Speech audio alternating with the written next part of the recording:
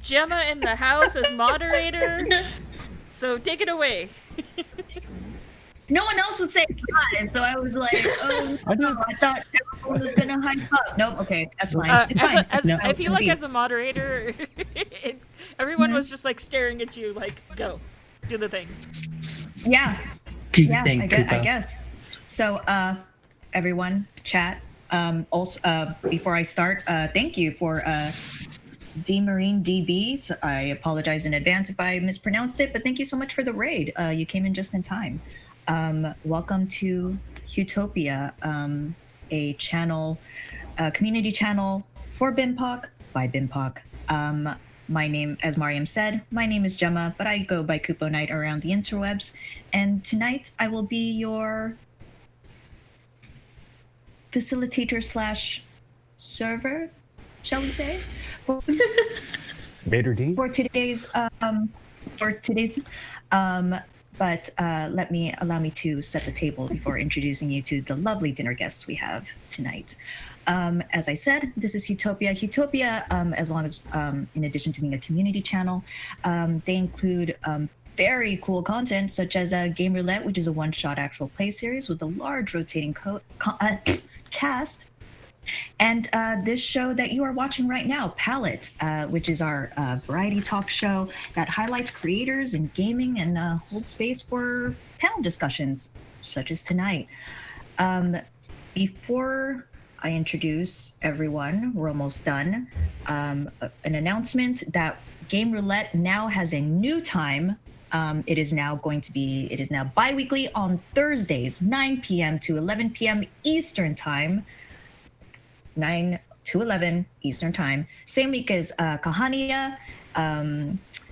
So they will be in the same week, and it'll be alternate on Thursdays with this show, Palette. So, with that out of the way, let us introduce you to the panelists. Let us start with Kevin. Hi, I am technically best-selling author Kevin Tianbu Win. Oh, my bad. I design games, I write adventures, I like to eat food. I'm here to talk about it. This is basically the only criteria for this panel, by the way, just if you like food and like talking about it. So here we are. Next, actually, I'm just going to go... Oh, I did go. Let's go with Angela. Hello there, everybody. For those of you who don't know me, welcome. Welcome to our panel where we will likely leave you wanting food immediately afterwards. So I hope you did not come hungry. Otherwise, you will not be able to leave hungry, as is likely to happen. Yeah. I'm Angela, known in other circles as Phoenix or Phoenix24 on Twitter. I am essentially a world builder where I've built a lot of different worlds, in part just so being like, I see you, Western fantasy, but how about move over here and just start shifting everything until it just became more brown and a bunch of other things shifted. And I stream, I do a lot of poetry and writing, a lot around various kinds of issues, mostly disability and trans stuff, and race, and a lot of things that tend to, oddly enough, overlap with discussions of food, though not always in the most direct ways, and then other times very blatantly with food discussion. So I'm here and excited to chat with the rest of these lovely people. And as a previous player of one of Angela's campaigns, I agree with that statement. Next, we have Monroe. Unfortunately, due to timey-wimey internet stuff, we'll just be on audio. Monroe, take it away. Hello, y'all. This is my first panel, so I'm super excited. I am a relatively new indie game designer, and I mostly do art and some other writing stuff. And you can find me on Twitter under Monroe 98. Awesome. I love your Twitter handle, Monroe. Thank you. All right, and Anino. How's it going, everyone? My name is Anino. I use he, him pronouns. I am probably best known as a variety streamer.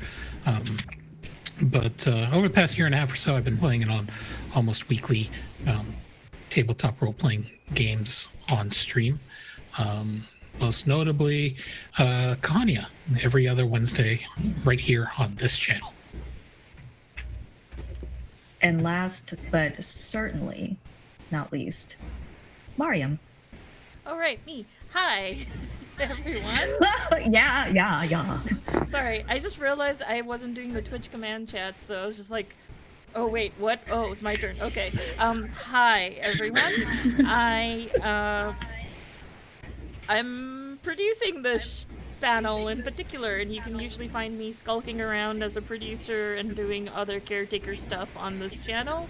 I also GM Kahania, and I'm writing Serzamin, which is the world that Kahania, the Musafirs, and a lot of other stuff that I run is based on, which is South Asian fantasy. And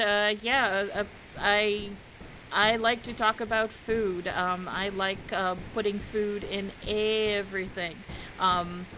And apparently I'm very good at food porn.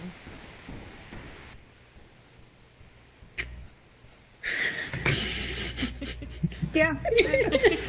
You're right. They're not wrong. They're right. as someone who's been at the table with Mariam on several occasions and been privy to those discussions and those descriptions that Mariam is now quite is one of the two people who's the brand purveyors of like use food in your storytelling. I'm the other one. This is why both of us are on the panel. We're just here to just sell our brand even more effectively to you. And to talk about food, really. We could just go on forever. Yeah, This is true.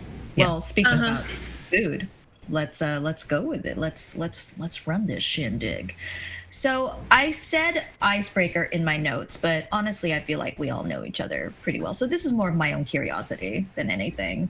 I wanted to ask all the panelists, well, if you do eat a snack during game time, what is your snack? But if not, if you don't, if you're more of a, I'm just here to play, drink water, what's your just favorite snack in general? Limited to 2. Oh no. You're asking us to pick our favorite children. No, I know you. Yeah, this is. I know where the conversation goes. 2. I will start. It's because they're the simplest and the most munchable and within reach that can stuff face with easy cleanup afterwards.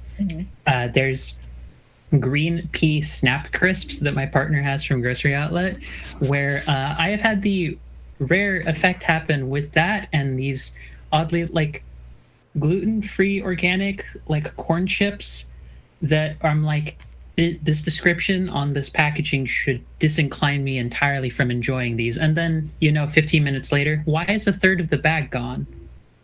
Like that's happened to me with those chips, and with the crisps I think that's gotten to the degree of about half of the bag in one sitting, because when you don't always eat at appropriate times, you compensate, and this is what happens. All right, So Angela, those are my 2 favorite snacks. Mostly Crunchables. Quick grabby snackies. Does anyone else have anything different? Yeah, I like salt and vinegar chips. I like Pain, and chocolate covered gummy bears. Actually, Masochism. Okay, here we go. This is good. Well, we're crossing topics tonight, apparently. yep. Was it the food my porn that kind of brought this all in? Yeah.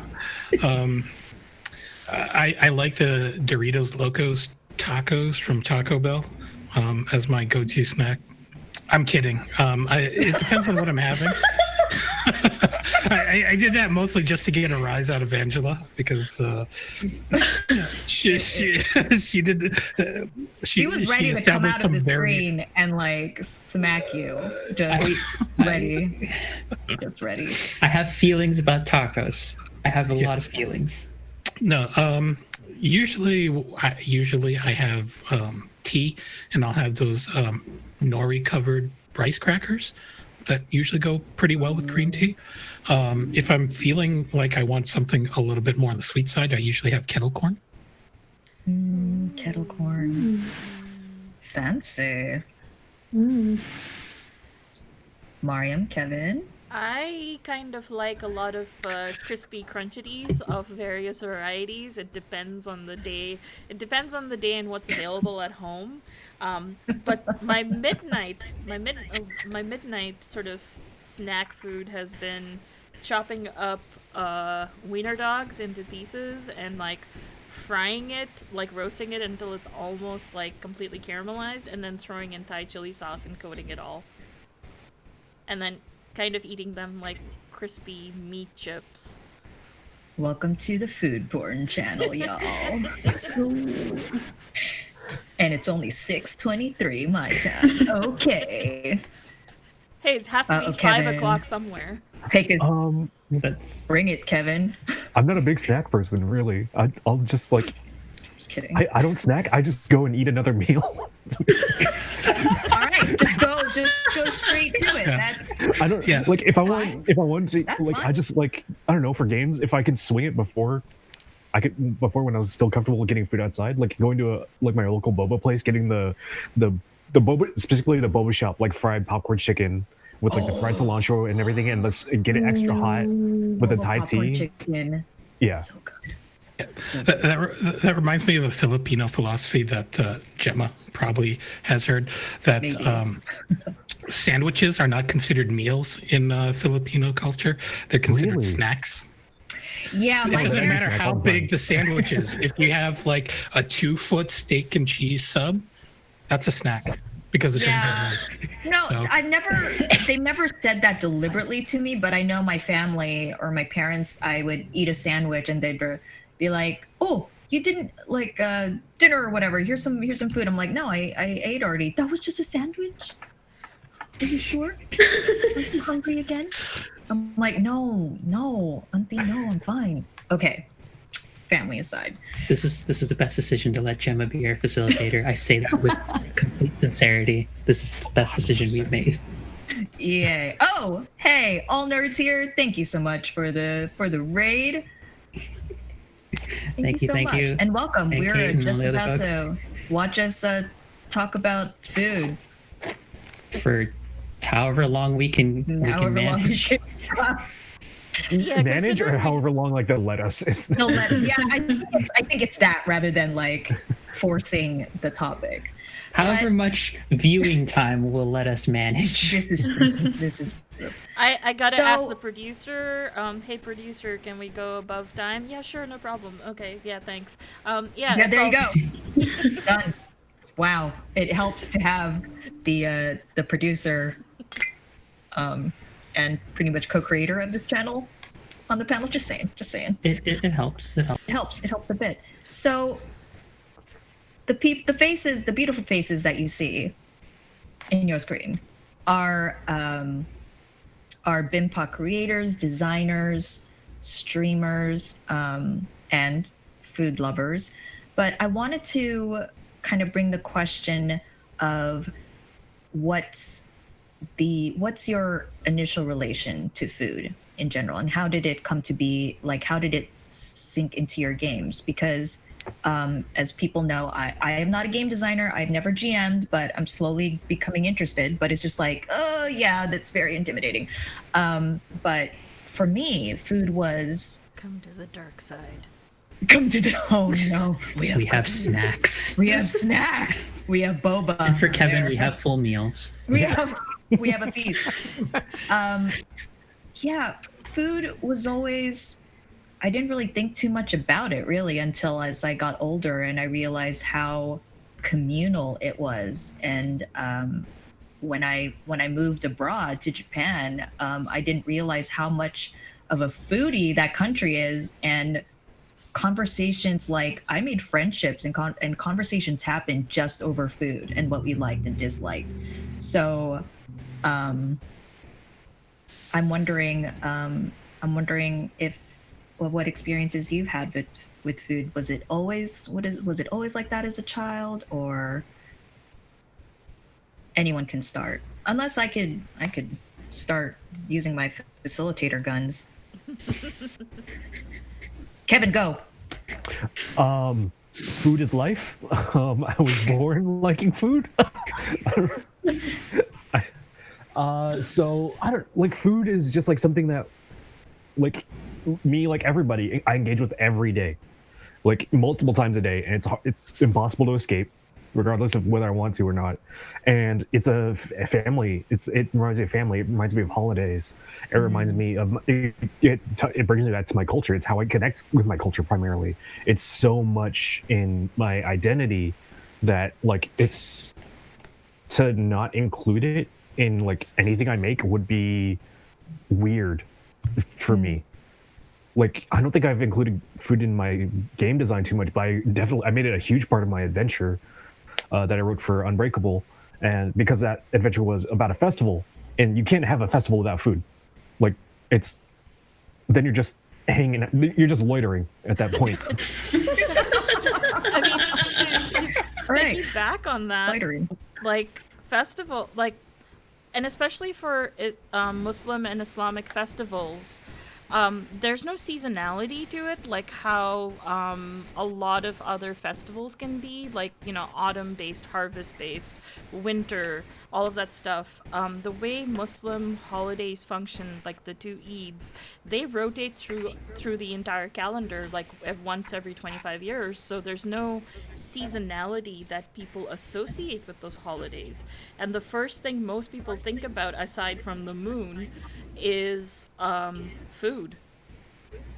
It's like the one thing I miss most about the festivals, aside from the community, is the food. A lot of food that is only had during Eid, because it's a pain in the butt to make. It takes 2 or 3 days. It's like it's almost, you need the community to make such a large quantity and also to make it, that food's a huge, yeah, like for me, food informs my culture, food informs my community, food informs my my heritage.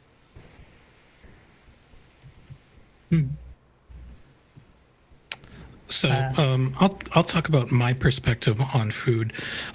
So my first career out of college, probably during college, was that I was a professional fighter, and I traveled a lot teaching martial arts as well as participating in tournaments and bouts, and that meant for the first like 7 to 8 years of my life as a working professional was that I spent about 250 days on the road. So food became very much a challenge because as a professional fighter, and the amount of activity that I was doing, I was burning about 7,000 to 8,000 calories per day. So and the thing is that I hated supplements. Like I hated shakes. I hated all of the that like super ultra dense candy bars that they put out there. And plus being on the road so much, I don't have access to a stove most of the time. I didn't have access to a refrigerator. So I had to eat out a lot, and I had to understand what I was eating. And try to be able to balance all of that out nutritionally. So that, and because I was traveling so much on my own, like food became my friend, my source of comfort when I was so far away from my own bed most of the year. So That's a good point. There's a reason they call it comfort food. I like that. I do feel like if I eat like kare or something like that, just gives me memories of home cooked meals at home. So yeah, thank you for sharing that. Monroe, did you want to share how you got into food? Yeah, well, yeah, besides growing up, because my grandparents, every weekend was a party with their siblings, and of course, Mexican families, big, obnoxious, loud, lots of food. So, because in our family, we always made an abundance of food. No one ever went hungry. Everyone always had leftovers to take home, because that's how we showed you we loved you, is we feed you and we take care of you. So, and even now I've just moved away from my family, which kind of sucks. But making Mexican food like I did last night kind of helped with the homesickness a little bit, and it was just felt nice. Like I just like taking care of people, and my first game is a baking competition. So food is food is important to me. It's really important to me, and it's how I show people I care about them and I love them. And what is the name of this game? It's called Candied Violets. There we go. Ooh. Candied is- Violets. Such a perfect name. For a Isn't game. it That's so so good? Thank So- you. I literally came up with the idea watching Great British Bake Off. Not gonna lie. It's a good inspiration for a lot of things. Yeah. I guess sort of piggybacking off of that to give my relationship to food. I think a lot of what got me just thinking a lot more about the importance of food in a lot of different things was one, how my partner's sort of family connections help reflect back like a lot of different things of my own family's just way to approaching food, because there's just tiny things about growing up where I was like, doesn't every family do this? That I'm sure like everyone on the panel has probably had that occasion where they went to someone else's home or they're like, wait, why don't you have a hajra full of like tea like sitting right there? Why don't you have like a little tea container that has like 6 used up tea bags that you refill to make the start of the next thing of tea? Like, don't you do that? And like I've a lot of times it'd be white family members, but also like other families would just be like, no, we don't do that. And I'm like, you're weird. It doesn't make sense to me. Like, it's much stronger if you just let so much more of it just sit out, or it has the rest of the previous one, and you don't always have to refill with the same amount of sugar. There's like little things like that. Just like it made me connect to my family, and it also made me feel connected more to how different aspects of the world worked in a lot of different ways. Because even for something as like mundane as bread, you go to any place around the world, bread's going to be a very like common thing, but also a very specific thing, because I can think of just two things. Well, I can think of three things. If I say conchas, that's going to be something very different than if I say rollo de queso versus if I say cuñapé. Those are all three different types of some kind of bread. One fits more of a sweet bread. One is a roll of sort of spiraled long bread filled with cheese in the center that my grandmother used to make. And the third one is more like a dumpling shaped kind of like mound of like cheese bread that's more like a mozzarella jack kind of cheese. But those are the specificity of that gives so much life to just the world that we're moving through. And a lot of the different moments I remember just going through different places to visit my family in Bolivia, or just talking to my dad and how he would have a giant ass pot that I'm like, what is this? And he's like, it's ponche that we only make around Christmas time. And it's like, why are there like 30 fruits in here? It's like, that's about the right amount of fruits that should be in this.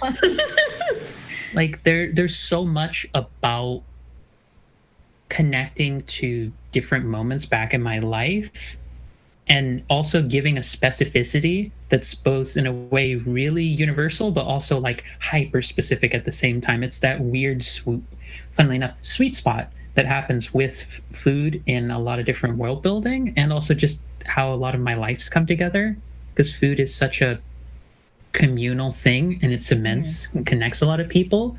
And also people fight over it for a lot of very valid reasons, because there's a lot of emotional and social and admittedly political and economic content in food. Like the only other thing I can think of that gets that heavy over fights is music, because it also is a thing. But that's a separate panel that we'll get into possibly next week. I don't know, maybe next week. But we've got time. Yeah. Well, thank you all for sharing that. I know this is it was very personal, so thank you for sharing to the chat. Monroe, you kind of started with saying that that inspired your game for Candied Violets. How did your experience with your family and that connection, that community. How did that inspire your game? I mean, because my game, it is a baking competition, but like even in the rules, the only way to really lose is if you burn everything down accidentally. So the point I would win. I would win. So the point is more of just relax and have a good time. Like make yourself a cup of tea and just enjoy the people you're with. And it's because I am a competitive person to an extent, but it's the joy of just sitting and relaxing with good people and good food, because it's hard to be upset or angry or any other negative emotion when your stomach's full. So I think that was a big part, because a lot in big Mexican families, what you do is you cook around all your family members. Like you're in the kitchen with your mom and your grandma and maybe some of your aunts. And so it's just normal for me to just be around a bunch of people in a kitchen having a good time. Oh, that sounds so sweet. Was there I don't remember if anyone else designed a game that was related to food. I'm working on one, but I haven't released it. I mean, there you can still is talk about it. the Great Lich's Bake Off is one too, but also is one that came out recently. That's a really fun one that plays off of like the Great British Bake Off kind of idea, even just in the name. But also, Well, I also know you all. I know more of you for your GMing or creating worlds, so you can talk about that as well and how that has inspired you when you describe. Because I know y'all can be very descriptive when talking about the worlds that our players like play in, and or describing your characters to give them that, to just make them go more to life. So you can, and anyone can follow with that as well.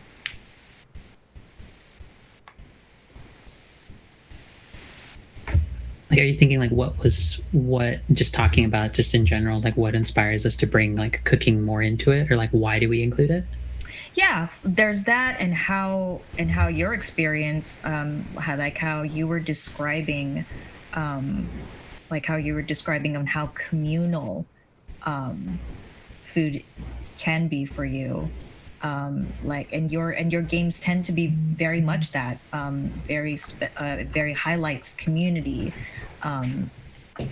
immunity and things like that. So I'm just wondering how that influenced you, and how do you use it. I think it's very easy to make, funnily enough, it's very easy to make games or like create settings where people have drama or conflict, because there's a lot of things that can happen with that. And obviously food has so many different dimensions that can bring conflict, whether it's personal angles or struggles with it, which I know I've had a lot growing up on the mental health range. But there's also elements of just, there's something super familiar, I think, for a lot of folks when they're like, hey, what's a market seem like? If like I tried to describe to people like what it was like, me being like a 12-year-old going to Bolivia and going through an open air kind of like market spot where people are selling like a whole bunch of like crafts and things and like necklaces and jewelry and stuff. I could give that description. But one of the other things that seems to always land with people really well is when I'm like, okay, here's all the food. Here's all of the things that happen. And part of that is because then suddenly for folks who aren't used to seeing that, when it's put in a context where it's not just here's a whole bunch of different foodstuffs, but really like when you give it the attention of like, well, there's just that one guy on the corner who's just like selling like shish kebabs of meat and potatoes at one end, or like there's that little spot with a cart that's like full of something that's being fried, or like chicharron, not Mexican version, even though Mexican version is good, the fried pork rinds, but the Bolivian version, which is like, if I described to folks on the panel, like close your eyes, imagine a giant essentially wok being positioned over log flame with fried pork being allowed to cook long enough to fry in its own juices. That creates a whole scenario. And oddly enough for me, I feel like including that in a way, it's such a specific thing to what it was for me growing up. But a lot of people, I just one of these past Mondays running a stream game, described a whole bunch of these things for the festival market, and someone was like, that reminds me a lot of like Greek family festivals or like other ones. It's like, yeah, because funnily enough, everyone seems to have festivals and food and such. It's one of those weird, you get hyper specific. We have you get similarities. It is weird, like, and we're joking about it, but it's like, it's one of those weird things where it's like sometimes even when you get super hyper specific, it oddly touches on things that hits everyone. And it's, I don't know, I felt like that's such a good thing to include, and it's why it's stuck with me on why I incorporate it so much. One, because the face Mariam's making, which is somewhere between like, yes, comfort, sink into food, daydreaming. But but also like people get happy about it, but also people like they just start smiling because once they get past the usual like I'm so hungry, they're like, I can see this place because they go back to their families, they go back to being a kid, they go back to that moment they're like, I should have had that fucking candy. I won that game. Should have had that candy was mine. I should have had last dibs on that candy. It was mine. I think we just opened up some can of memories there. Like for me, with food, I feel like, especially when trying to describe a place, like when doing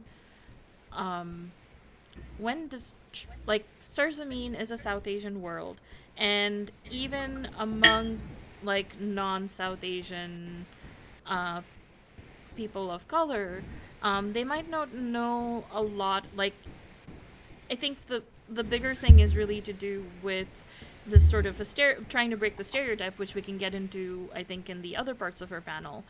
But in terms of world building, for example, let's say the Pahari region, specifically the Western Pahari region, which I based it a lot on the northwestern frontier, which is now in modern Pakistan, and sort of like the mountainous area on the western part of South Asia, where they use apricot oil for a lot of their food, and that straight away sets like, first of all, you realize they have orchards over there, apricot being one of them. Two, they use apricot oil, which means that they actually have either a lot of apricots, or they make use of the apricot, and that flavors the food that they have. Their food is actually fairly simple, but it's also not like bland. It has apricot oil. They use wheat. They do use wheat, but they use it in very, like, they basically make noodles and dough, and they spice it with the fruit and nut that they have over there, as well as spices that are available through trading ports. And that already now you've already built a terrain just by apricot and apricot oil. Just that one thing.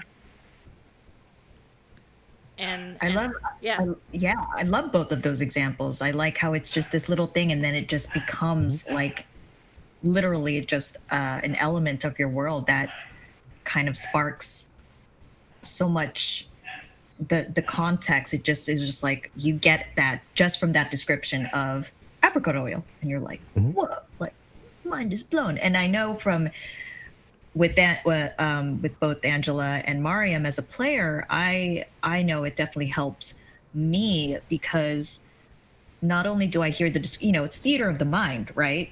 It's why we play this. It's why we love it, because we just imagine, and those senses of, like, you can just smell it and taste it and see it. It definitely puts me more at ease. Like, I'm a pretty anxious player. It takes me a while to like go with the flow of a game, but when those descriptions help like come in, it makes me fit me as a player, and I guess the character too, it kind of helps me fit into the world more and go, okay, this is becoming more cozy for me, more comfortable. Anino, I believe you had a character that was very food centric or food related. I'm wondering if you can talk about your experience as a player and incorporating food to that. Yeah. So, because food is such is a daily activity and often drives, in my mind, it drives a lot of character development and personality. I always make it a point to consider what my character's lookouts and philosophy is about food, just because it's a good starting point for me to shape the rest of their personality. So just a couple of examples. For D&D one-shots, in addition to my, as Angela may remember, my proletarian forest gnome. I recall this character. Yes. So this works. I think a description has to be explained. We need context. So not to divert too much, but I had a forest gnome who was also a falconer, and she was waging a one gnome war versus a mercantile organization called Orkazon, led by a chief Bazog. So you can take for that what you will. It was a very anti-capitalist rogue. So anyway, I have another character that I created for my work Dungeons and Dragons campaign that I now started using in D&D one-shots because he's a pretty safe character, but it's a character I call Momu, who is a halfling aspiring celebrity chef, and happens to be a cleric. So I wanted to make a character that would be easy to get into and fit in really well with a number of different groups and personalities. I mean, who's going to hate this little halfling who just wants to feed you? I love them already, and I've only Exactly. But even crossing into other worlds like a cyberpunk setting, for instance, Cyberpunk Red, where it's a pretty bleak future. Food is actually very scarce. So how does my character in this world, who is a professional wrestler, how do they find the nutrition they need in order to be successful at their job? And then more recently is Kahania, where I play a character who's a fighter, but left their family tea plantation with the designs of creating a giant tea empire, all on their own without, any of their family history involved. So, I'm surprised this isn't an anime somewhere. I'll become the best tea maker. You haven't even seen my final form steeps for a few more minutes. Although I have to say that Then it's like this explosion and just like yeah, come on. yeah, we haven't even touched some serious tea magic yet. But, I'm looking forward to when that happens, because at the moment, and I completely love it, you give off this very like Uncle Iroh vibe. Thank you. I can't love I can't love this many characters so quickly again. But so I'm looking forward to it. So there are a lot of different ways you can work food into character development. Very little, or like the driving factor for characters like Gojan / Nabir, who there are so many knives in Miriam's disposal right now, just around that character and tea of all things. Yep. Wow, I no words. Kevin, did you want to add anything? Nothing that hasn't been said already. Like, you look at food, it's like everybody engages with food. Like, you can't not. But like, I guess in a fantasy setting, you could if you want to be like a weird If you want to character be and that like way. through magic and things like that. But like, People need to eat. on a human level, as a player, everybody engages with food, so we understand food, so it's easy to relate and convey ideas to that. And then if you look at food and examine it, you learn so much about the world and around it. Like, if you look at just like Miriam was saying, the apricot oil, it tells you so much about that land. The fact that they use like nuts and things, that tells you so much about the geography. You have to have a lot of water around to use nuts. It tells you about the economics. It tells you about the politics.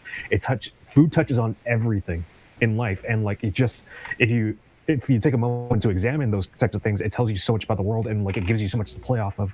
And because it's relatable, it's actionable at the table. It's not just setting, it's not just wallpaper, it's something for players to engage with. It draws them in, and something they can do something with. It's not just words for the DM to say at the table, And which is really I haven't even brought up Multash in any of my stream games yet, and without maybe spoiling it a little bit, it's heritage butter, heritage fermented butter.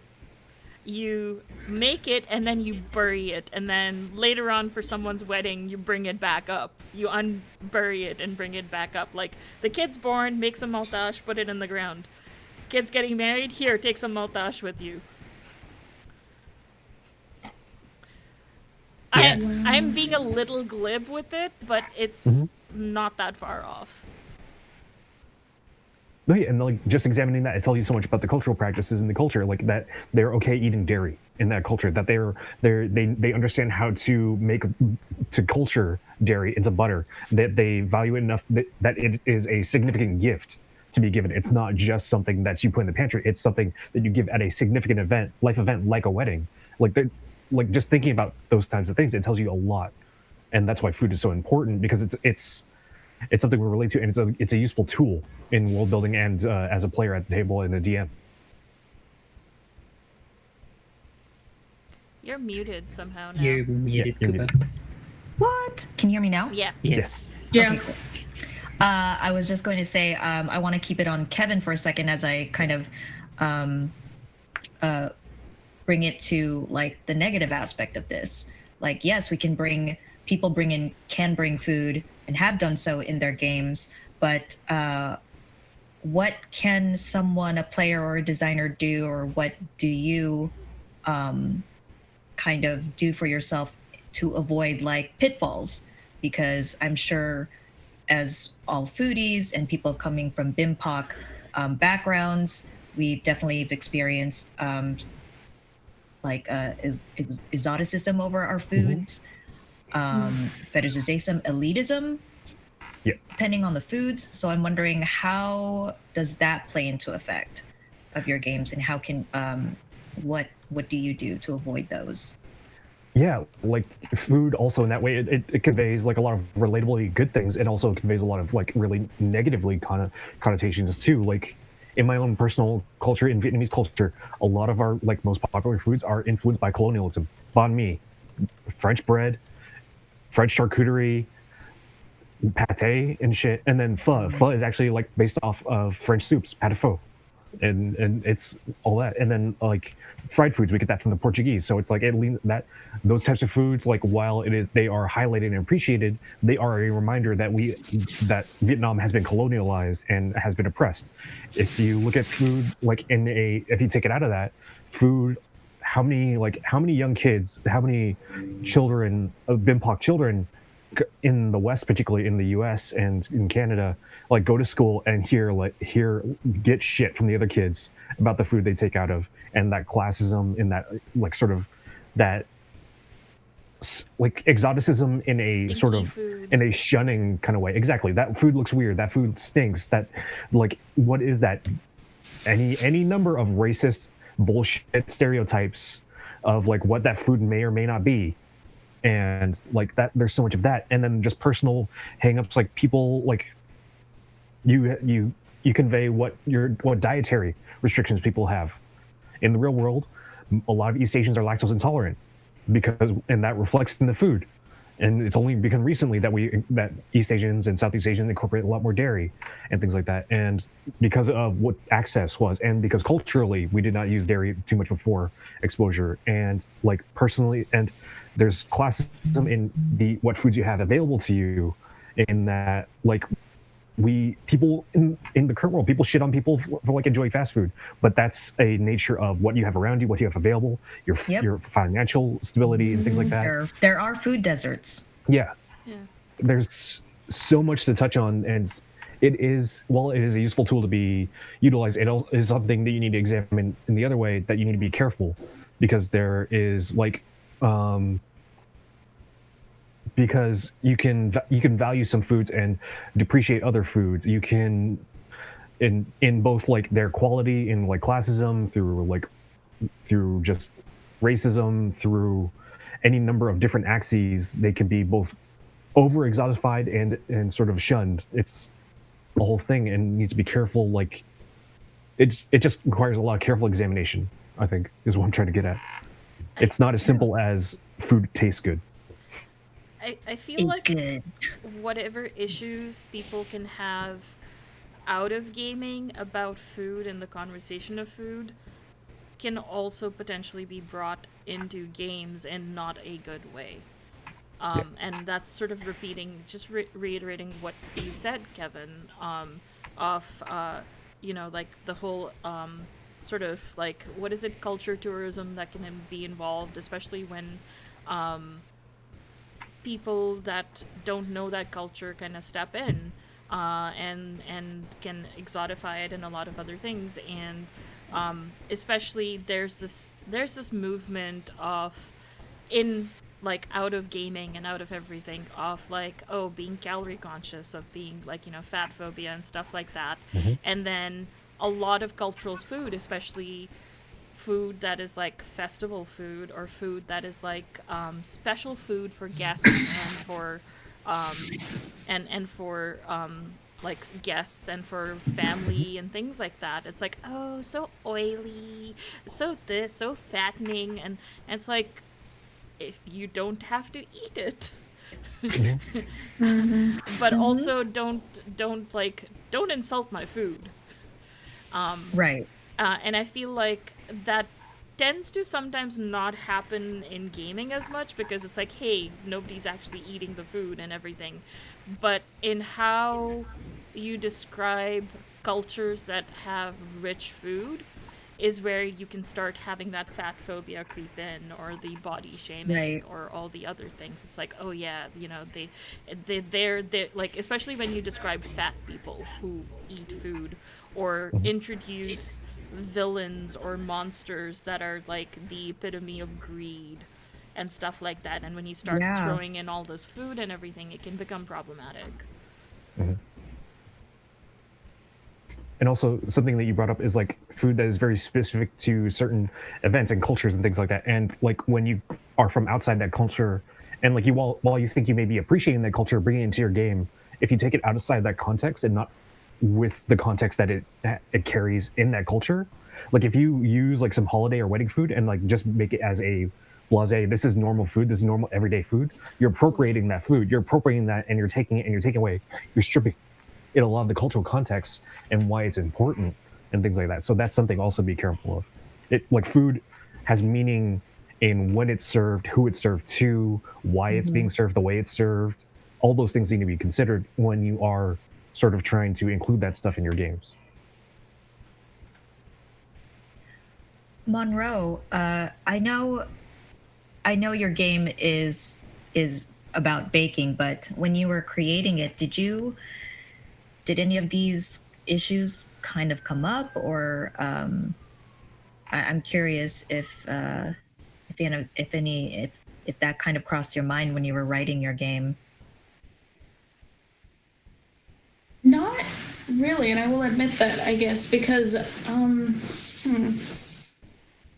I mean, that's fine too if it didn't. You did write a it's a baking game, and it's about like hanging out and stuff. So if it's not applicable, of course, that's fine.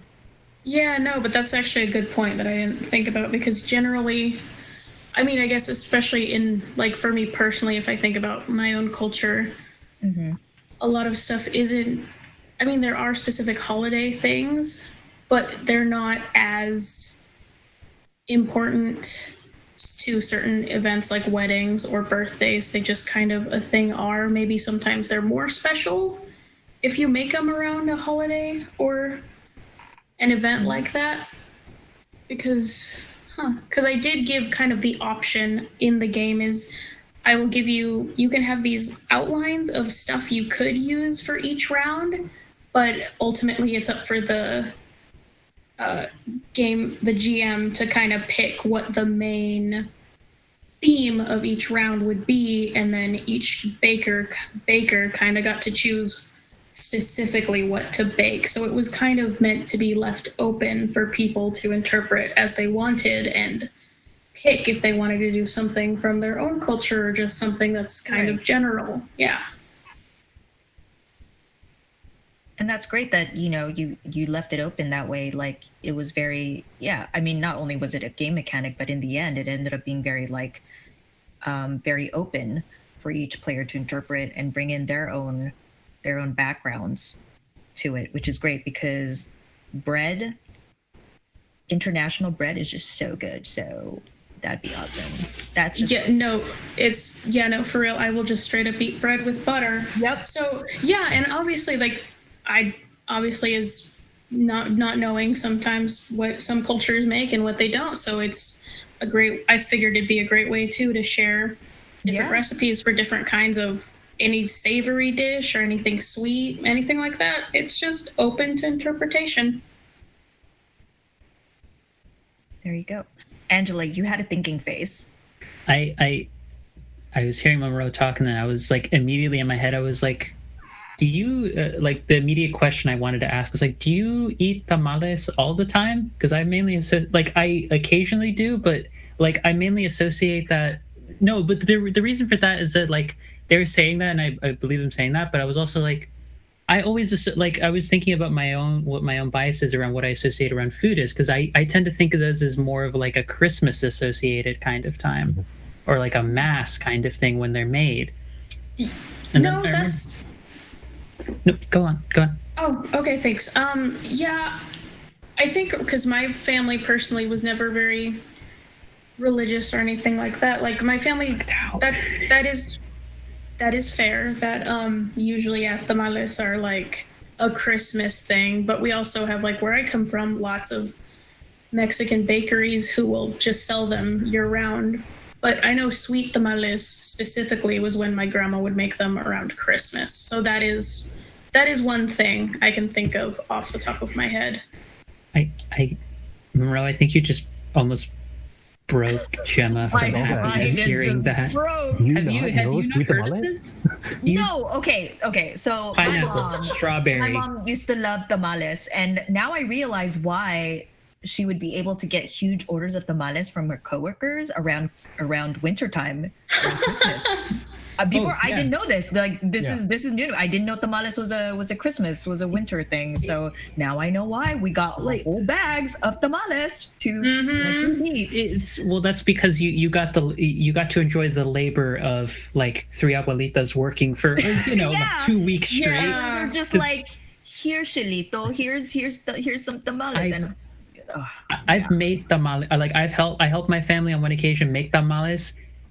I did not like. I knew like just going in, they were a lot of work, but it was like one night, like 10 of us at a table working on them, and we got them done by like the end of the night. But I was like, oh wow, that was with my aunt coming in, having brought some of it started. Not to say this was free labor. My mom paid for those tamales. Like she loved tamales. No, so she just wanted that homemade shit. That's more just me giving thanks to like anytime anyone's like, wow, these are so good. And anyone who ever thinks something like that is easy to make, they're like, you don't understand. But my mom would always order like the what I thought was the usual just like savory types, and did not. Does it break your mind if I tell you they're not always wrapped in corn husks either, and some folks use banana leaf? Mm-hmm. I've never seen. Surprised. Okay, that one doesn't break. Yeah, that doesn't break my mind as much because That's I guess Filipinos we use banana leaves a lot yeah. too. Well, yeah, because I think that's more of a Salvadoran and Ecuadorian thing. That's going to turn into a tangent if we go too Yeah. far in that, though. Like, But yes. I This is didn't true. even know tamales were a like Christmas thing. I thought you could get them all See? year Oh, Oh round. no, yeah. it's Like I've never had them. It's just that I've only heard of them through other people and through Yeah. cookbooks that I have. So I always assumed because it's there and it didn't really mention it's a Christmas thing, like, oh, it's something y'all eat regularly. this and is that why varies from like context household matters. to household and like Yeah. different periods of like exposure and things like that. And like it sometimes like some people and some folks like they only partake or primarily partake around Christmas and things like that. Or like there are stores that like do it all year round because it is a sort of taking advantage of its like otherwise limited availability and things. Like I've Right. got a friend who he's Salvadorian and he will trade me every Christmas a huge bag of tamales, and every like Lunar New Year, every 10th, I will trade him a huge bag of like dumplings and egg rolls. Like that's just our deal. Bless. That's just it. It's like here Yeah. here it is. Yeah. Oh, that's a good note in the chat about looking at how tamales became part of Black American culture as well. Yeah, because that's the other thing too. There's a lot of these yes, kinds of that things is- that Thank you, like Jaime. that like so much. Even when we're just talking about these very specific contexts, because again, sort of bringing it back to like the topic point that Gemma initially brought up about like what are faults of this. A lot of times it's just context. That's like if you're looking for an overriding rule, which again this panel isn't really about doing that necessarily, but if you're looking for one of those guiding things to take away around all of us talking about this, is that like context is very important, because like even if you're bringing something that is not usually specific to a certain like locale, you still need to give some sense of why that's the case or why that exists, to also, because if someone tries to counter it, well, people trade and to do all that, it's like, yes, people trade, but also Duh. right, but also like you need to give context for that, because like it threw me for a trip at one point, because I just remember talking about all this. I was like a few articles I read a while back that was like, oh yeah, I think it was like specifically like Punjabi American, no, it was like Punjabi like groups settled in sections of Mexico, and there's Yeah. very clearly established like Indian like communities. Yeah. I'm trying to remember which, because I don't want to use the wrong term. What are you talking about specifically? Punjabi? I think so. I'm trying to remember. I'm trying to use the wrong term. I knew at least there were Indian immigrants, but I didn't remember what this. There was a specific It's actually subset, but I didn't more, remember. It's actually more. There were some Indians. There were some Sikhs. But a lot of the times it was Punjabi Muslims, like from what would be Lahore in modern day Pakistan, rather than India, which is why there's that whole Muslim Catholic stuff that's there as well, with the names and everything. Yeah, but like go ahead. a lot of Lebanese went to Mexico too at some point due to their recent history, and like due to cultural exchange between the immigrants and refugees and the local Mexico. That's why we get al pastor. Like Yeah, the owl is a sort of it's rooted in that the language of like West Asia and of where the where it's like the immigrants had come from. shawarma, like almost like a shawarma. You slice the meat off into the taco. Oh my God, you're right. Wait, did you not know that? No, I didn't. It's one of those where like I didn't think about that, and I've had those so many times throughout my life, and I'm just like, Same though. Everyone's David like, Chang's "Oh, one of David Chang's Netflix shows does a whole episode on it about shawarma, and it goes into that for a good segment, and it's really good. In my opinion, like being outside the culture and like sort of looking in, and based off like my sort of intersection with the cultures, like it does present it in a really interesting way, in a really informative way, and like not a lot of people think about it, not a lot of people realize that, even like people within each culture, because it's so far removed now from its origin, because it's been generations almost at this point. And I just. Oh, sorry. Go ahead. Go ahead. and I need to bring up this other thing where a lot of South Asians have this kind of perception of, oh yeah, our food's ours. Our food is like this. We've been doing it for like since the stone tablet times, and the more I research and the more I learn, the more I understand that very few things are actually like native to South Asia.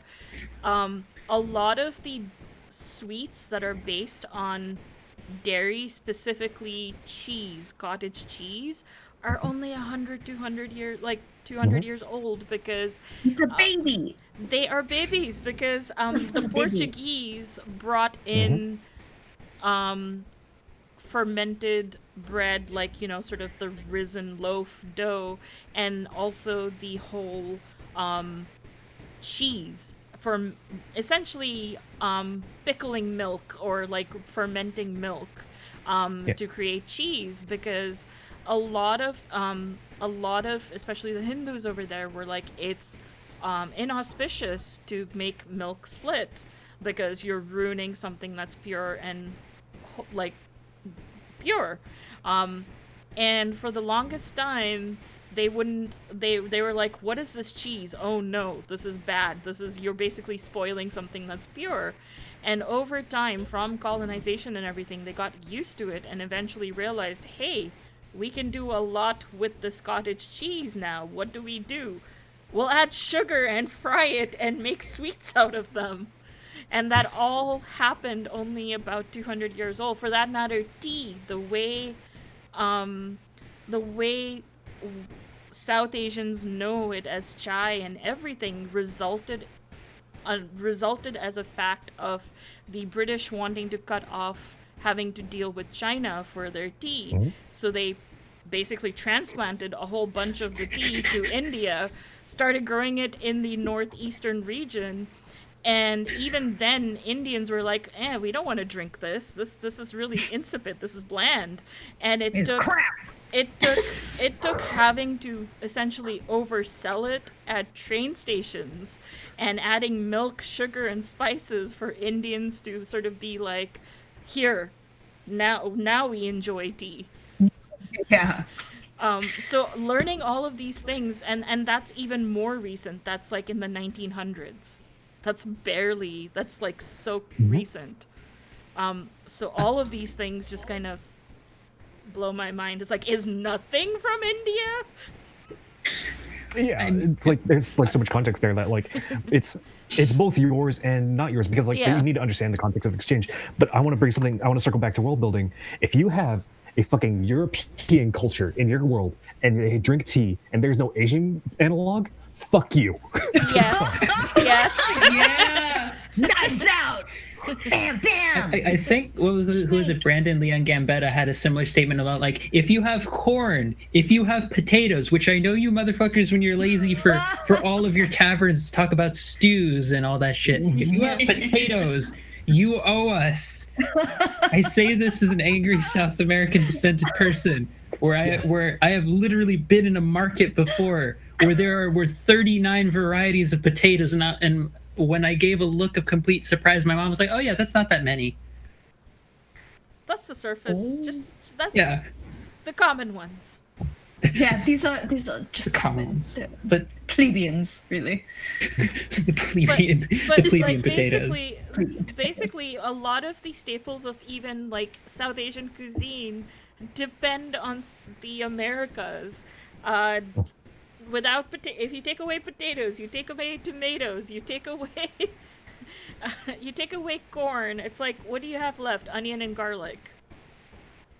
Hey, don't speak down on onion and garlic though. No. Yeah, No, garlic. No. no. But what I meant is that, sorry, it wasn't meant to be a diss to onion and garlic. It just means like here's the basis of almost every single South Asian curry, and you take away everything except for 2 ingredients. It's not much, and that is just to prove how much like the world owes these different places their original food. Well, My Oh, did you want to add something, Angela? no, I was just the last thing I was gonna say. I think one of the other takeaways from what I'm getting from all of that is also just the sense that it's like even when we're talking about specific experiences, if we're translating that to even the worlds we're creating, like don't give a sense that any really locale is like entirely locked off because just by nature of trade, because I think that also affects like the world building that happens too, because it, even if you have a magical world that's like, oh yeah, we're able to just create these things when we want, I'm like, yeah, but that also suggests that the people in your world treat that as a priority for how they think about cultural practices, or they had to have at least interacted with somebody who does do that to care about recreating that as a practice. You can't treat any locale as though it's locked off entirely, as though It's not in a bubble. yeah, it's not in a bubble. Right. Like, even when you're like, oh yeah, these people are like, God, I'm sorry. Wow. My train of thought got interrupted by chat saying my roommate says no Yeah. potato is a plebeian. I saw- They're all amazing. I saw Origami's comment. I was just Okay, I respect your opinion, but Cassava would like to speak with you. I'm sorry, Cassava Root would like to speak in return. Fried Yuka would like to speak in return to you. I say this as pride, as someone of Bolivian descent. Cassava wants to fight with potatoes. But Angela, did you want to finish on that? It's just a sense that it's like, even if you're trying to be like quote unquote diverse or like bringing in your own personal perspectives, ube life, god damn it, I'll just call like- up an ube. Oh my god. Wow. damn it. All of that is to say that it's like they're even when you're trying to like be in diverse and stuff, like we need context, and even like a highly multi-diverse context also has to kind of still cement in some aspects. And I guess this means more work for people like on the player and GM side to do that, but you signed up for the role. That's you kind of have to do that anyways. That like your world is not just chunks of things that are somehow never interacting with each other. Trade happens, and that doesn't have to be a terrible reiteration of colonial practice. It could just be literally caravans are a thing. Yes. People walking are a thing. Horses and flying are a thing. If you can teleport, that means you can teleport to a market that has several spices your region doesn't have, bring that shit over, and then see about practices about that. And then also asking about the exchange. There's no excuse to not give a context for any of these foods. Turning it into either just a thing you just drop in or just something you just include because you think it's neat. It's like, yay, neat. Yay. What other relevance does it have? Like Everything is a smoking gun. Yeah.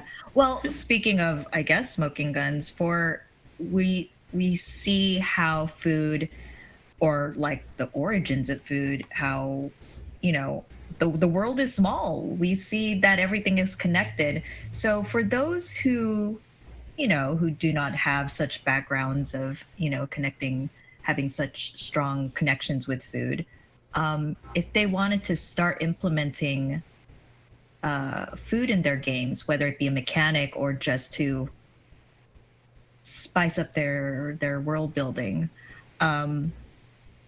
well, A, would you recommend it, and B, what advice would you do, especially if they don't come from that culture? I feel like Angela has the face of... Angela has thoughts. Angela has opinions. I'm gonna wait because okay. I want to give space to everyone else, will- and especially Monroe, since Monroe deserves, with not physically being seen on this, more space and time. I've said my piece about cassava. I think that compels me to stay back for speaking a lot on this next bit. Okay.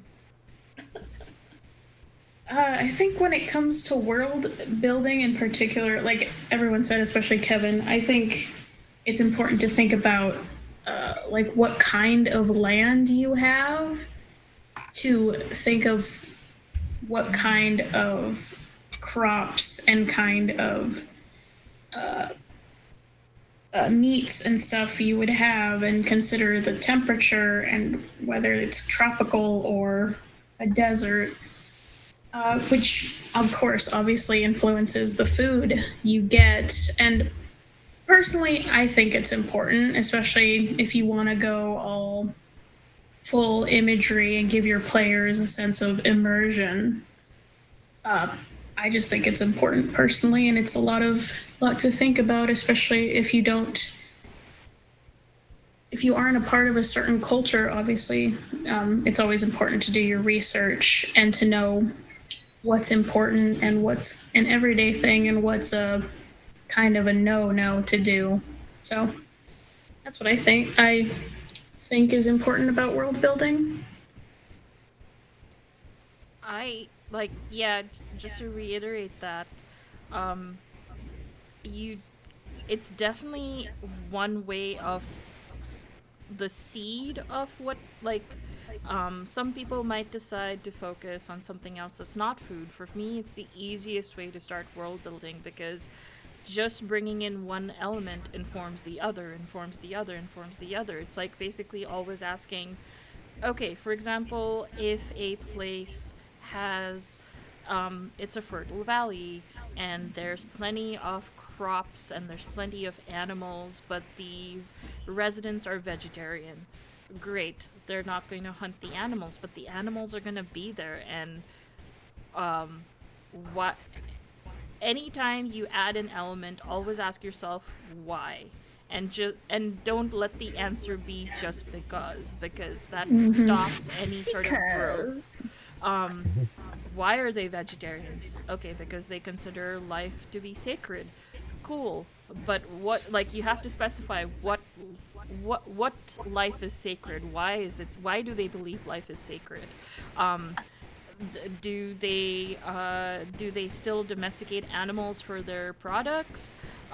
In that case, okay, they sort of see a more symbiotic relationship versus no, we don't touch them at all. We make sure that anything we do is closed off to the forest where all the animals live and we don't bother them. That sets a completely different community than a community that actually has agriculture and domesticated animals for like milk and other things.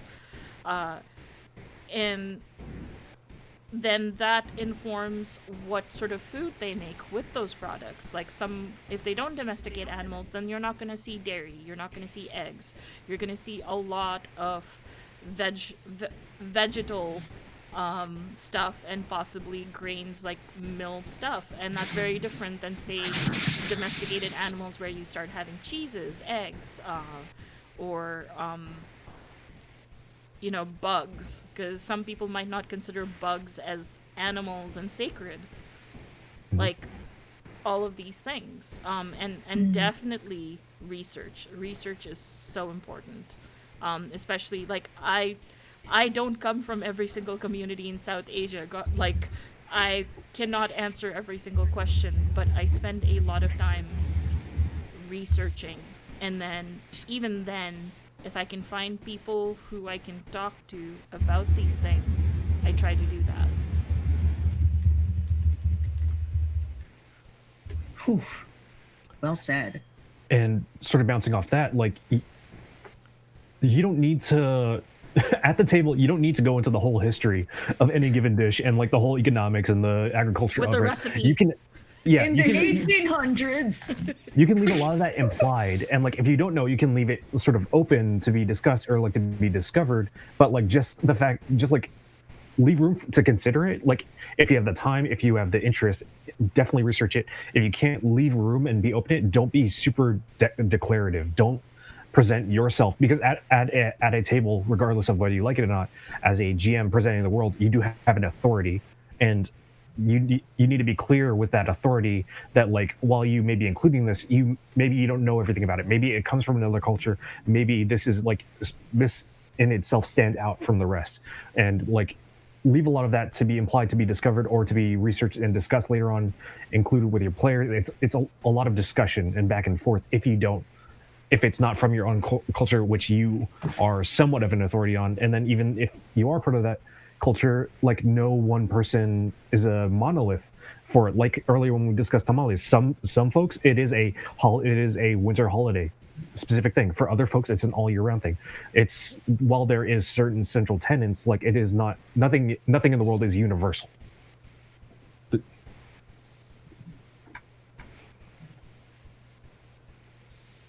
Yeah, like And, how you know- biryani. Oh. Sorry. Like how no. biryani, like with tamales, biryani is so different. Each culture, within if you go in any direction in 5 miles, it's a different version and like radically different. So there's no one biryani. Sorry. Continue. Oh no, that's fine. I was just well, Kevin, did you want to add any more? Um, Sorry, I didn't want you to yeah, think like that I think that was it. Like if you don't know, leave room, like imply. You don't have to like overburden your players, but like just be considerate and think about it. Like don't just like see something in a commercial or on Food Network and decide to throw it in your game without thinking about it. Oh, yeah. Anina, when you mentioned that food is a huge part in like in your character building. If someone were to kind of try to implement that in their character creation, how would you kind of advise them, especially if they don't want to appropriate or kind of take it to like the dark side of like fetishizing something? Definitely doing your research is the biggest thing that you should do with any sort of character background, especially if you're starting to write from a position where you're not, I would say an authority, or at least well versed in what you're trying to explain story wise. The adage that I've always heard with regards to writing or any sort of creating is to write what you know. And so, a lot of my character building just comes from little snippets of my personal history or events that have happened in my past. And then, I just sort of spiral it out from there. So, but definitely it's the research is highly, highly important. Just to explain one of the more maddening things that I've heard these past couple of months was that there was a restaurant in like Washington, D.C., for instance, that opened up, and it was 4 white guys, and they opened up a restaurant that they called Barcada. And the reason why they chose Barcada was because they thought it was punny. But Barcada is like a Filipino word for specifically a group of friends that you hang out with together. Like Gemma and I, we're starting our own Barcada, like our TTRPG Barcada. But Barcada. yeah, so but the thing is like this restaurant did not have a single Filipino dish on its menu or any sort of Filipino drinks on it, but they insisted that they would call themselves Barcada because they just happened to be 4 friends who got together and decided to form a really, really, really vanilla but expensive looking restaurant. But you'll see or listen or hear about examples like that. There's that organization that tried to trademark poke and prevent other restaurants from using poke in their name. More recently, there was this place called Broth out in Philadelphia that was a white guy who just started serving pho. Yeah, there was a whole thing to do about it, but he had this whole deconstructed pho thing going on. That it just did not pay any homage to the culture. Yeah, to the culture of Vietnamese culture. So always try not to come from a place of ignorance. But I'd like to think that nobody is, or very few people actually come from willful ignorance in those regards. But just do your research, talk to people and ask them about their history. Take it as a sort of bonding moment or a learning moment. All right, Angela. Are you ready? Why you gotta make it sound like I'm about to like go on a tirade? I'm not. I swear. Here we go. No. I have one of those stories as well. Among that list that Anino mentioned, Gringos Tacos over in LA was an example of that too. Wow. Whoa! I heard some. Monroe, are you okay? Yeah. Are you okay? Are you okay, Monroe? Gringos? Yeah. So Yeah? it was a white dude with a little taco cart, a super expensive one, making like prime, like not like prime rib, but like super fancy versions of fucking like filet street mignon tacos. taco. Yeah, like yeah, exactly, like those kinds of things. Where I was like, Elevating it. it's like Wait, what'd you say, Mario? I said elevating it. Oh yes, that word. I don't even know if he used Elevated. that, but No, but it it's feels just like kind of- that. It really Yeah. did.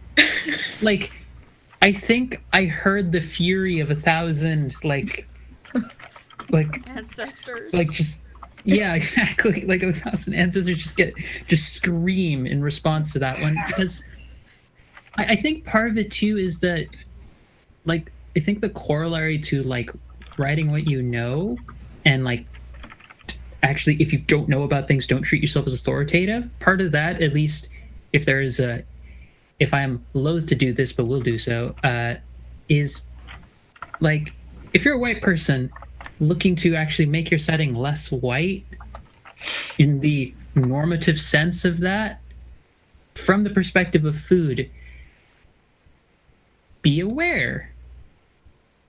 White people also have your own cultures around food. There's specific like Scottish cuisines. There's specific like English cuisines. Mind you, it's probably bastardized and heavily colonized at this point. But like, there are yeah. things that are much more specific to your own backgrounds that you could also look into.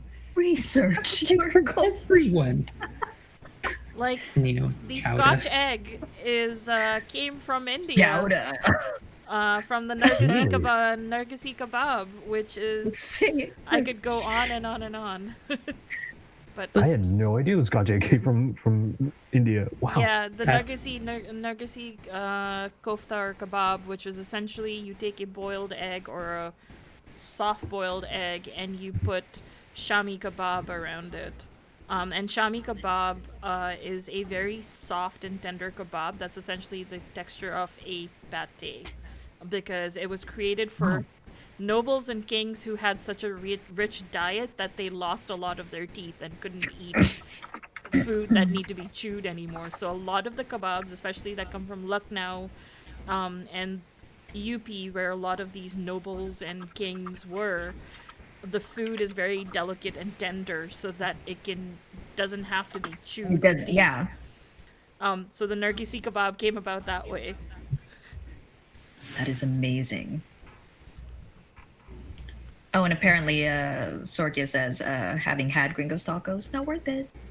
I could have told you that, and I didn't even need to try them. This is true. I've never had it either, and I'm like, no. I hear of these things, and I am filled with a fury that is not normally come out in my everyday life.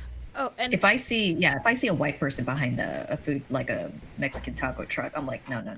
Then- I'm out. and here's the other thing. Elevating something, especially street food, is a big fuck you to the Yeah, and yeah. it's like, here you go. No, I'm just Wait, No, because it implies that your food is only worthy of being sort of low class and things like that. And it takes a white person with like some culinary background bullshit, like just because he went to the Culinary Institute of America, right. or like the fucking some French cuisine school, that you can elevate it beyond somebody whose culture it comes from, just because you understand, just because you call it confit instead of carnitas, like somehow it's more elevated and you can Right. charge $20 for it. And you know, that's it's not just sorry, go ahead. racism, it's even sort of class. It's Yeah. also very it's much classism. classism of like, even within India and places where they're now trying to elevate street food, and essentially there is an element of white supremacism built into it, because it basically says this is unsanitary, whereas if you come to my place, everything's clean. The word clean sort of like, it's just because you don't live there and your stomach is not used to the water and everything else there, doesn't mean the food doesn't have value or that it is not right. filling for everyone who lives there. and a lot of gentrification, especially in South Asia, and I know in Thailand they were doing this where they're basically trying to remove street vendors and street food areas where they're like stalls to a more touristy, permanent brick and mortar Yeah. place, and that honestly drives more tourists away, or Yeah. attracts the tourists that most people don't want to actually have around in the first place. Yeah. LA had a similar thing. They were trying to just get rid of the street vendors in neighborhoods or just areas. It wasn't even, we're going to move them here. It's like, no. You need a license. You need a permit or whatever crap for them to pay money or some such. And they made those permits very difficult to get and expensive. Yeah, difficult, inaccessible, expensive as heck. So And similar things in my town as well, where a lot of the brick and mortar stores were not happy with food trucks, and there's this like, and it doesn't even have to do with food safety at that point. It has to do with the bottom line. Yeah. I mean, I think that's also the other thing that's why being careful about food is necessary too, is that like the human element that I think we're all kind of touching on in some way but haven't directly named, is that like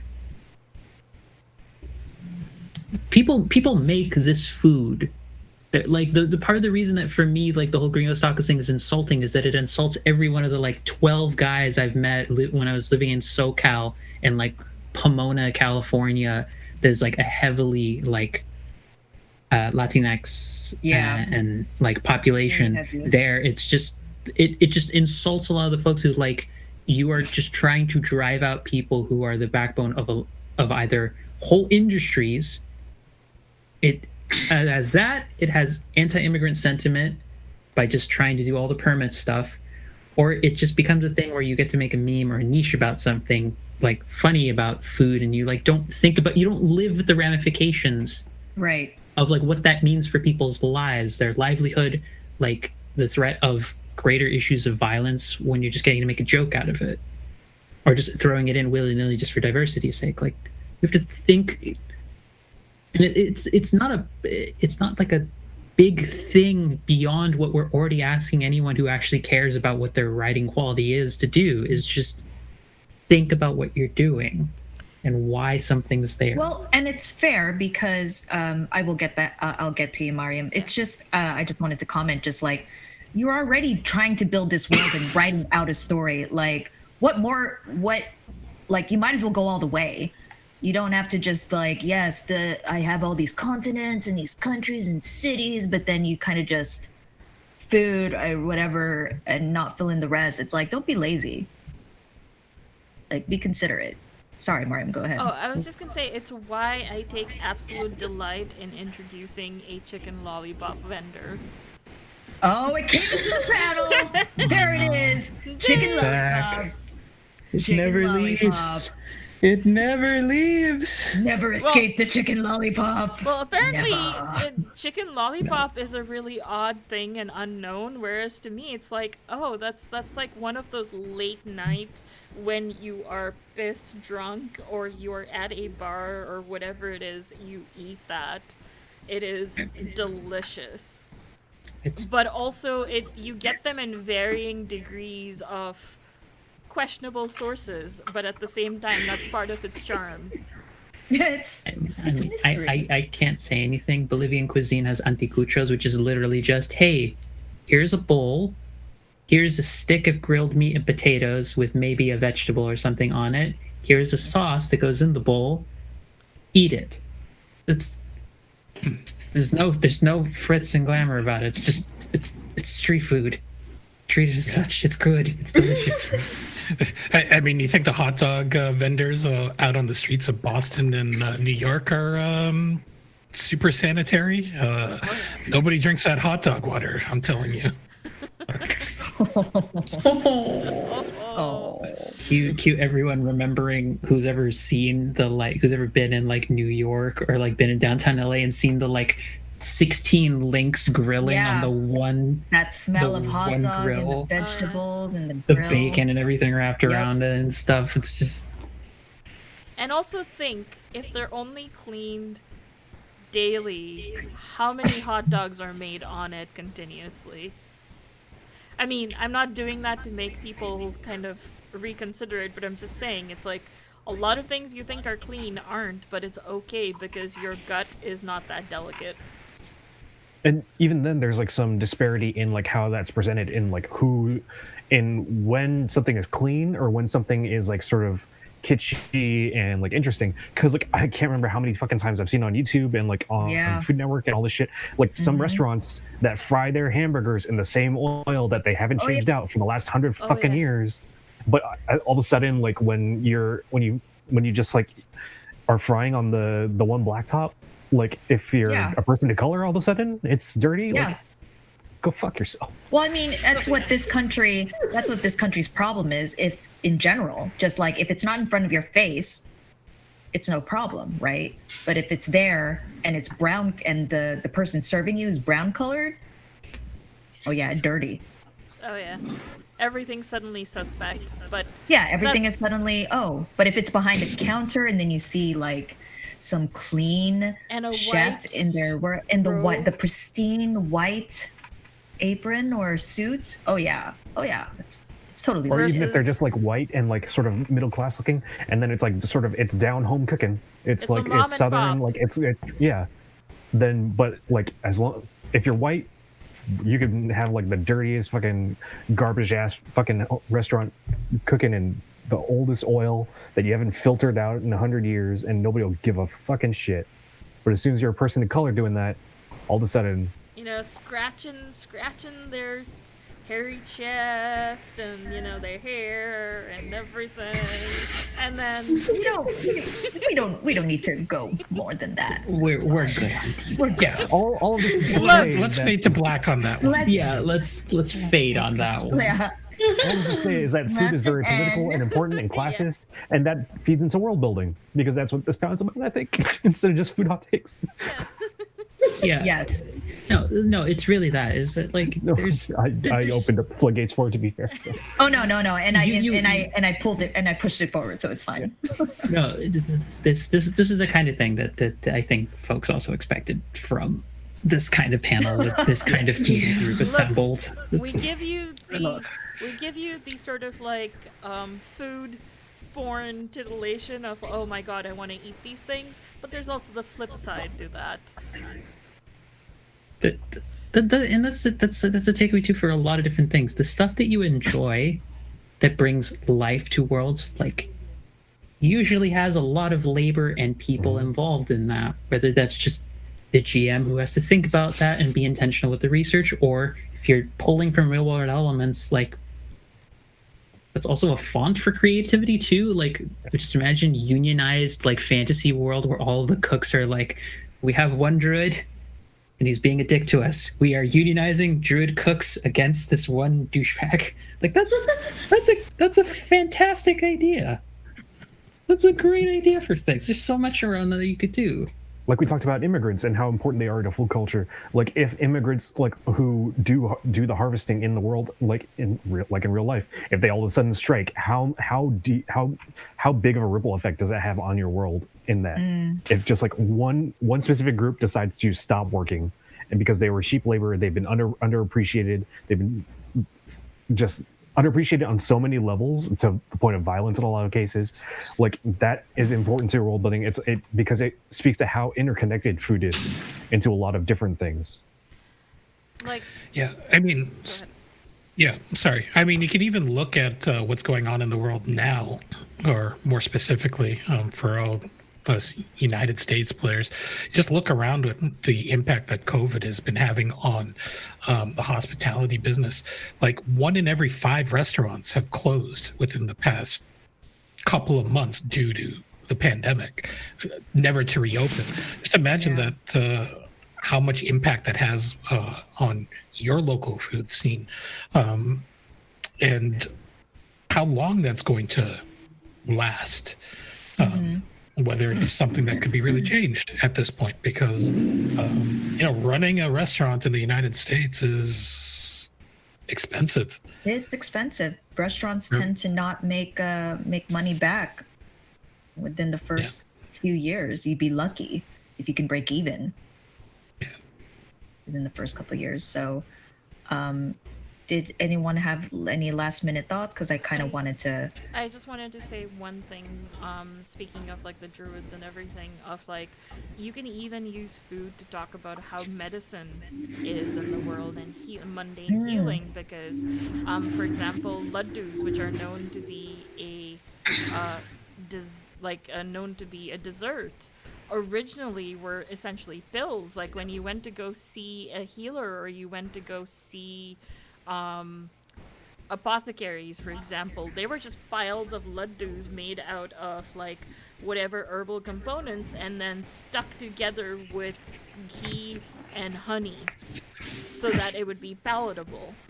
So like I can already imagine going to like a sweet shop is also a apothecary. Like I'm down with that. If Yeah. it tastes good and it's sweet, and Be fit. basically how the modern laddu came into being was one assistant got a little too nuts with the mixing the ratio of the ghee, and then was like, okay, I'll add more honey to thicken it up. And it's like, oh no, now it's too much honey, I'll add more ghee, and then it turned into a sweet. The last third of this panel is just us all learning food facts. From yeah, I'm just like, oh my god, this is like a food history. This is great.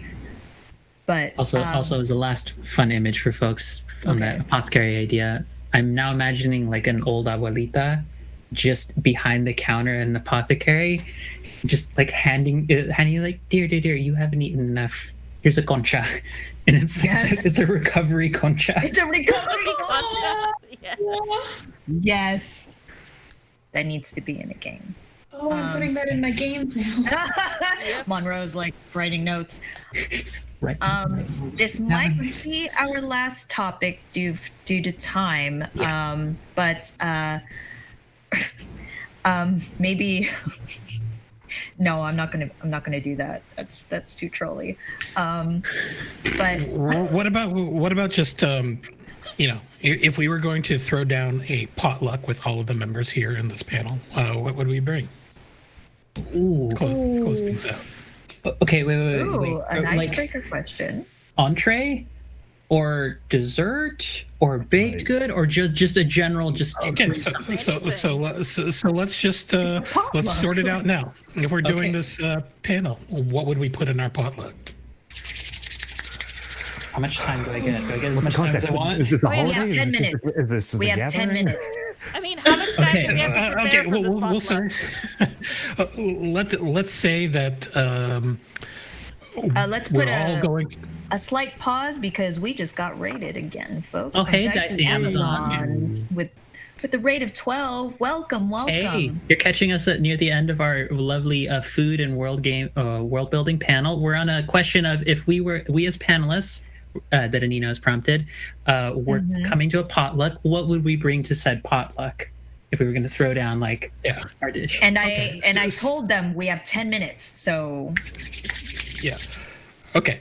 So let's set the scene. Let's say that the pandemic is gone and we all are going out to a TTRPG convention. Let's say Big Bag Con, because that's a cool con, right? I miss it so much. So let's say that we're all going to Big Bad Con, and it's the day before, and we all decided that we would just throw down a potluck as a sort of mixer get together.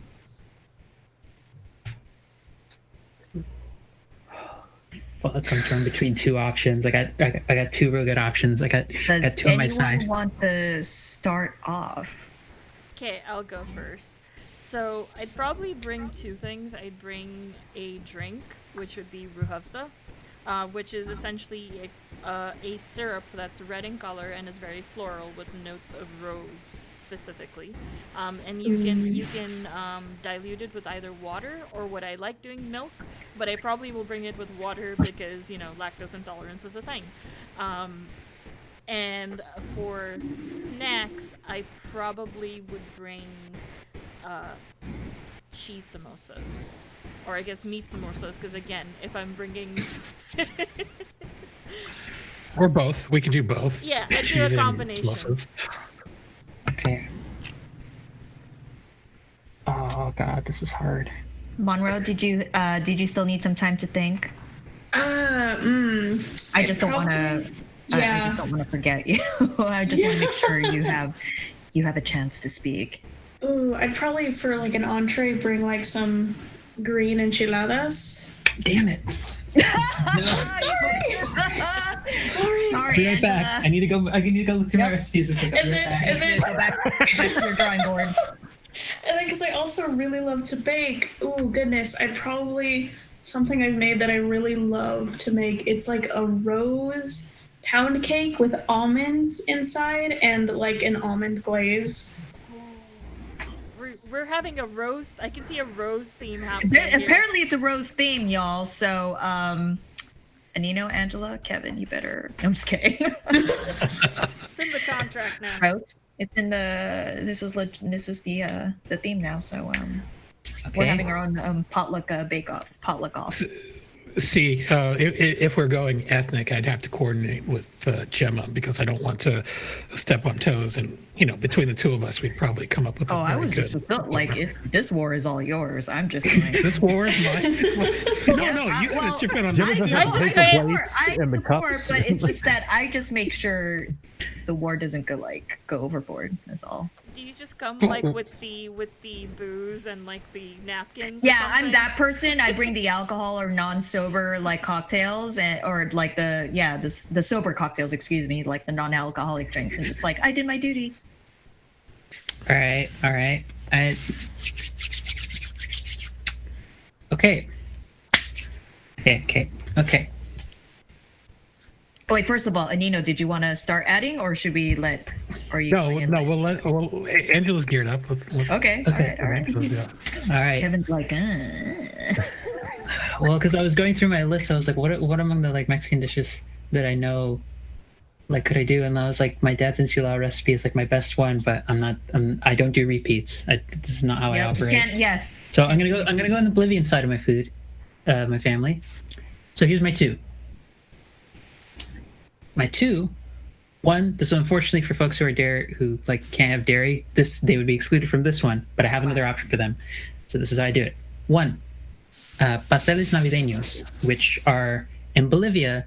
They're like kind of a doughy, like fried, like almost croissant kind of shaped doughs. They're kind of like a slight arc to them, so that they get kind of a orangey brown kind of color to them, but the inside of them has a hard kind of like has a harder salty cheese that melts throughout it, and then it's coated with powdered sugar. That is the best thing about it is they are very much meant to be a hand kind of food, which is ideal for a potluck setting because you want the kind of foods where people don't have to give a shit about plates and cups and those kinds of things. So that's one. The other one of those that's much hardier is salteñas, which salteñas are essentially like a beef kind of turnover, but I have actually been that weirdo who spent the time to do them by hand and made them vegetarian and such, because normally you have to make them with gelatin. You can make them with pectin instead, and I have made them, and you can do it if you use a textured vegetable protein.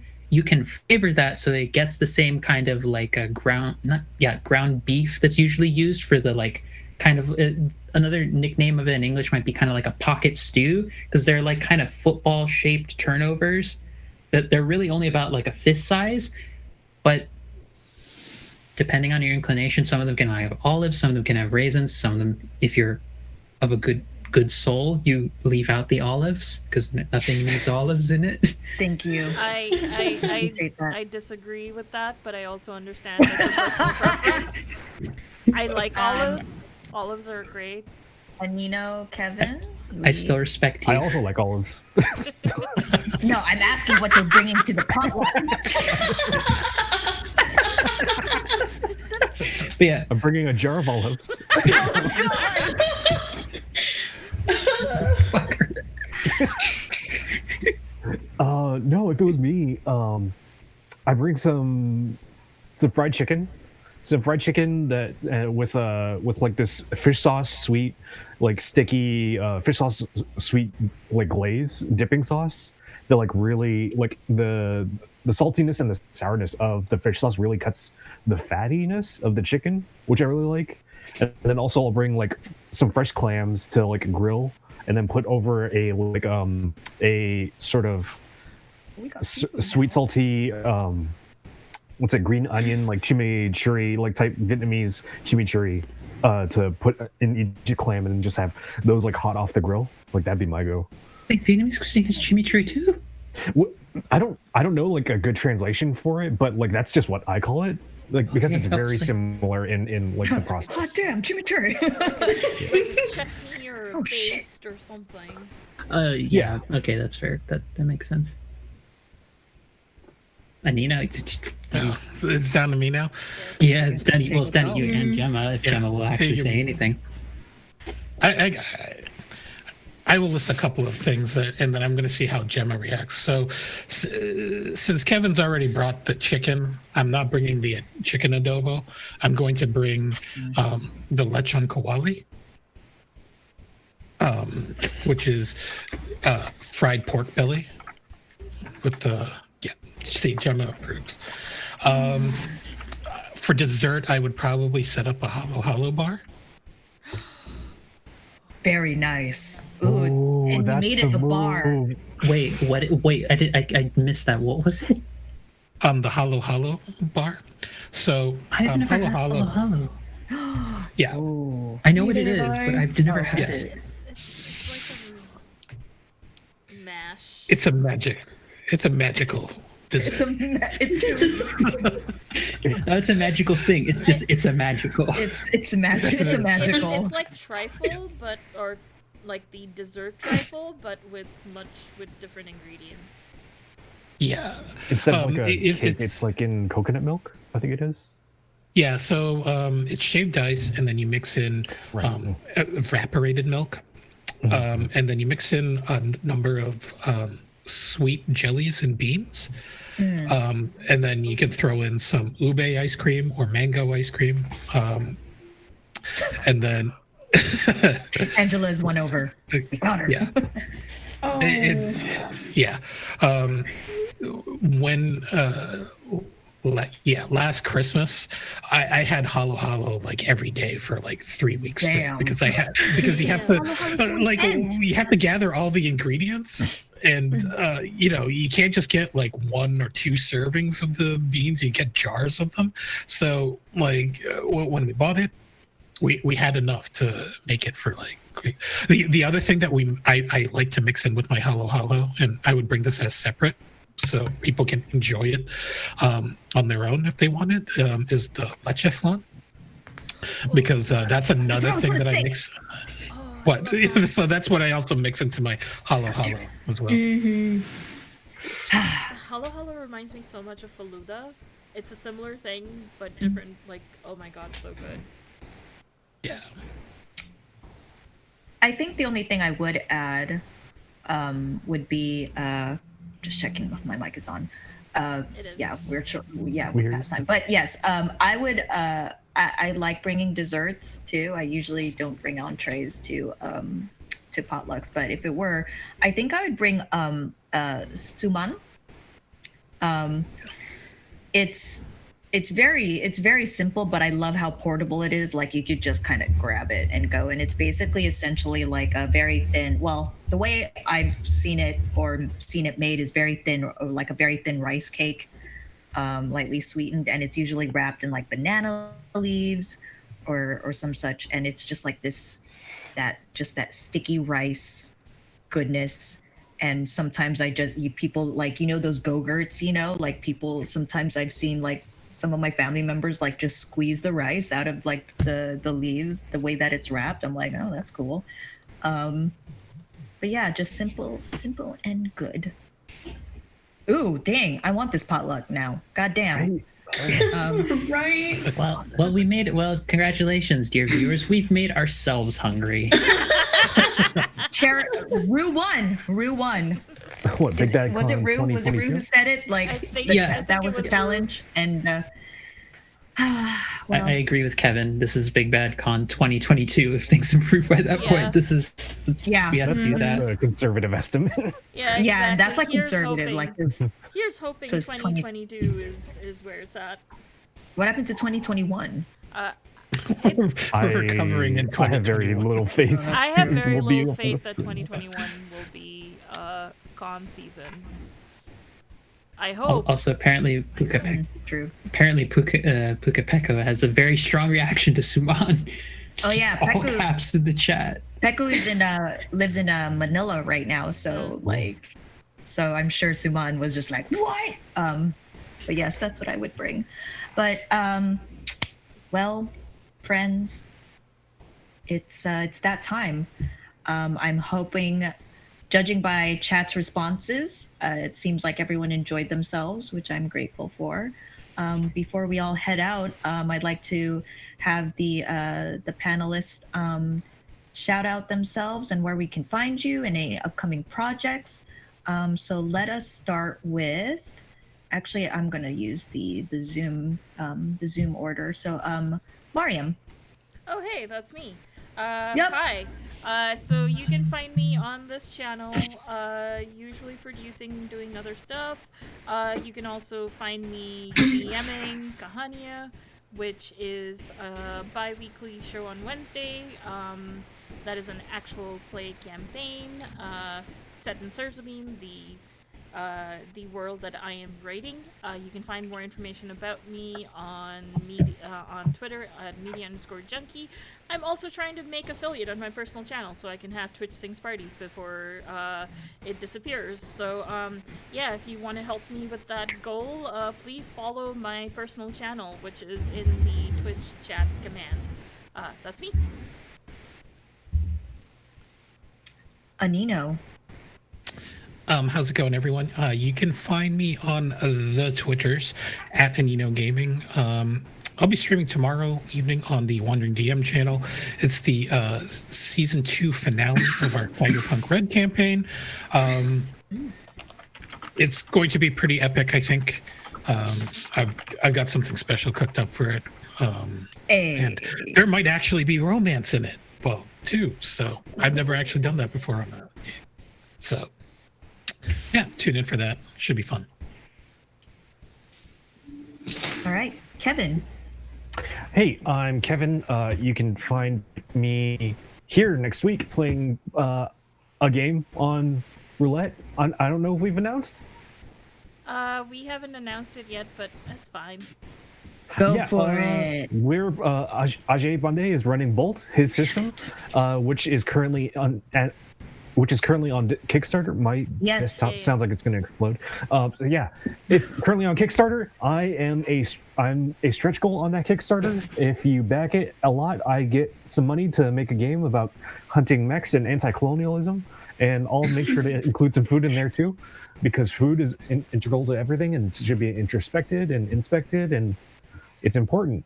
And you can find my games. You can find my games at winconditions.itch.io. That's win NGUYEN. And you can also find the adventure I mentioned earlier, the Festival Heist Adventure in Unbreakable Volume 1 on DriveThruRPG. And you can DriveThruRPG Unbreakable Volume 1 built on the 5e SRD and basic rules, so you don't need to buy the books from WotC if you don't want to. It's on DriveThru, so WotC gets no money from that. It all goes to us. It's a Own Voices adventure anthology, and we're working on Volume 2 right now, hopefully to get you some more of that good content. Whoop, whoop. Angela. Hello there, wonderful internet viewers who've tuned in to our culinary ridiculousness. I'm Angela, otherwise, as I've said before, Phoenix24Fem on Twitter, or the Philosopheme over on Patreon, where I'm a professional writer and poet, world builder, and also I stream, and I'm still trying to find the energy and focus to work on a little game of my own creation that's inspired by Christopher Robin and the search for Christopher Robin, the Winnie the Pooh story and film. So there's that. If you want to find me, you can usually find me on Thursdays either here on Huetopia for either a game or panels, or over at All Nerds here on Thursdays for one-shot one-shot, short-shot game series where it's kind of just me going back and forth between there and here for what we're doing. Where next week, I believe, we haven't announced it yet, but we're going to try, I think, and get some folks together to play Dragon Hearts, which is a game by a friend of mine over here in Seattle, which is smoochable dragons a la Firebrand style. So awesome. That, and also if you want to catch me behind the GMC running Quest RPG in my first homebrew world, where the first whole VOD that's now up through the Heroes Without Limits Twitch channel was just filled with food descriptions and drinks and a whole bunch of things to set the tone for the world and everything. You can find me 2 p.m. EST on Mondays, where I'll be taking a group of folks through that world where they're dealing with emissaries from various planes, apparently who all have big step on me energy, as my producer, not this producer, the other producer, has told me. Apparently I'm good at creating characters with this vibe. I don't understand. I'm apparently a good writer. This is weird. Okay. Moving And that over. Last but certainly not least, Monroe. Heyo, I am Monroe, but you can also call me Ro.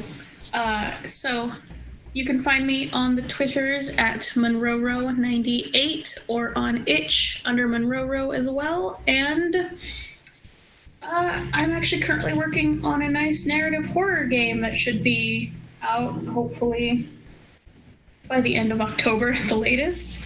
Ooh. And if you want to see my art, check out my Twitter. And yeah, that's about it. This is my first panel, and I've never streamed before, but this was a lot of fun. Let's get some emotes up in chat. All the snaps for. So, well, I hope it was a good experience. Don't 'Cause- forget It was to a very tap good on yourself. experience. This was a lot of fun. It was a lot of fun. Well, we hope we get to have you for more. Welcome Yes, to you are. streaming and all of Welcome to this. streaming and panels. You'll never stop. Never. Woohoo! And hopefully my video will actually work next time. Yes, yes. Yes. There's, well, technology. It happens. Yeah. And I have just been your humble servant and facilitator, Gemma, but I go by Kupo Knight around the interwebs, but Kupo is fine as well. I'm a variety streamer. I stream games and hang out with people. That's pretty much all I do.